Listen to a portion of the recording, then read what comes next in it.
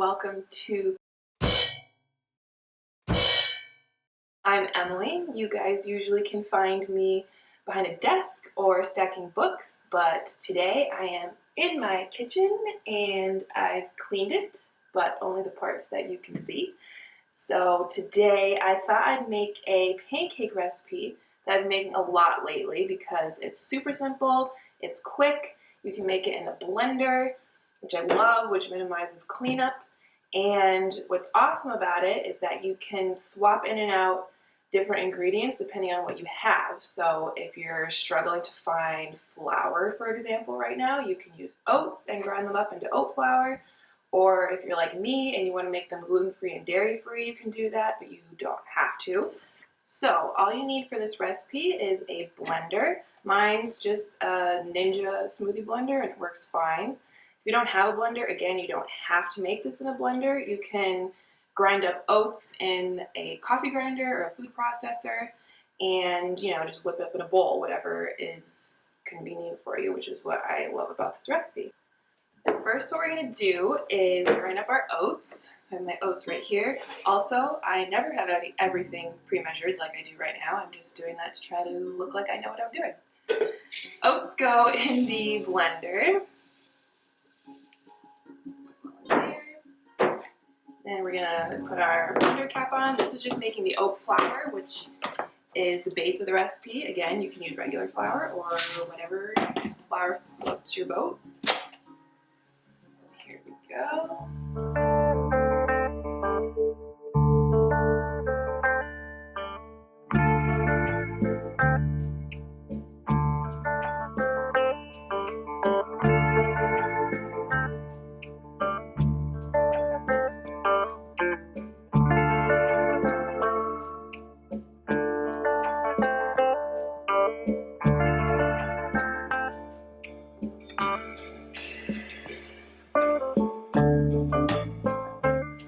Okay, so now that we've ground up our oat flour, it's as simple as throwing in the rest of the ingredients. So what I like to do is start with my egg.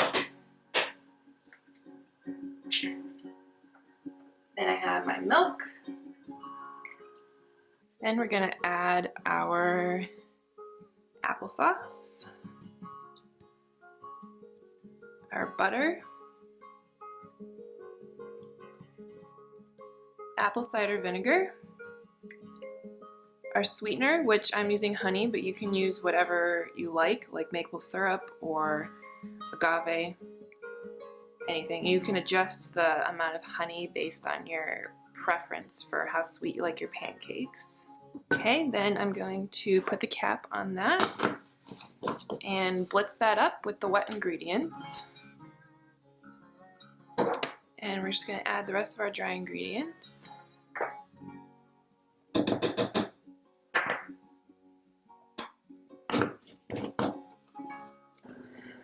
Okay, so now that we've blended everything up, it's important to let it sit for 10 minutes. I know it seems unnecessary, but it lets the leaveners work and it makes really nice, fluffy, light pancakes. So resist the temptation and let it sit for 10 minutes before you get to cooking.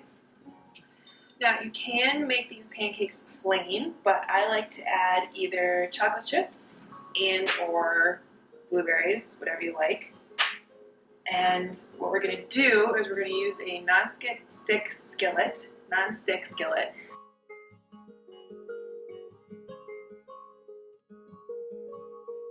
And just to go the extra mile, I spray it with a little bit of cooking spray. So that's already done. And I found that the easiest way to get your pancake mix out of the blender container is to use a ladle and just ladle it out. One ladle is about a good size, a smaller ladle like this is a good size for a single pancake. And then just scrape it on out with a scraper and dump it in there. And I like to add my toppings just sprinkled on top.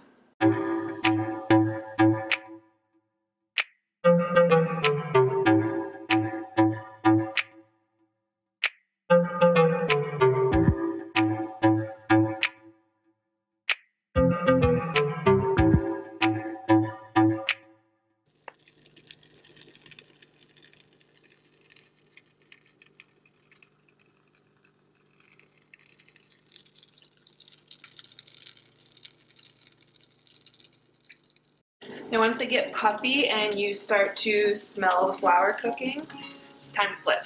So flip that over. Keep them like medium heat, medium to medium high, but if they're on medium high, you really gotta kind of watch them.